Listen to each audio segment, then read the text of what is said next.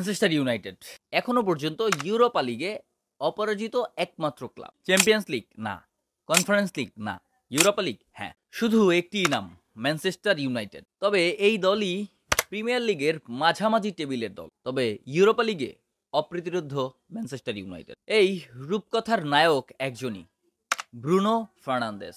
তিনি শুধু এই ম্যানচেস্টার ইউনাইটেড দলের নেতা নন, তিনি বর্তমানে হয়ে দাঁড়িয়েছেন দলের আত্মা।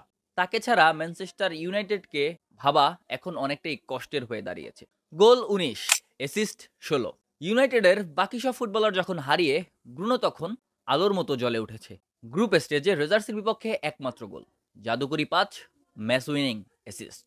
নকআউটে সোসিয়েদাদের সাথে প্রথম লেগ বাদে প্রতিটা রাউন্ডে গোল অথবা অ্যাসিস্ট। সেকেন্ড লেগে হ্যাট্রিক, আজকে সেমিফাইনালে 2 গোল। একটা মিশন স্পষ্টই, নিজের অধরা ট্রফিটা এবার জিতেই ছাড়বেন। ইউরোপে ইউনাইটেড বানি স্প্যানিশ ক্লাবের কাছে হার, কিন্তু ব্রুনো ফার্নান্দেস এই অভিশাপের ইতি টানলেন। রিয়াল বেটিস, রিয়াল সোসিয়েদাদ, আজকে অ্যাথলেটিক বিলবাও, স্প্যানিশ এই দেয়াল ভেঙে দিলেন ব্রুনো ফার্নান্দেস।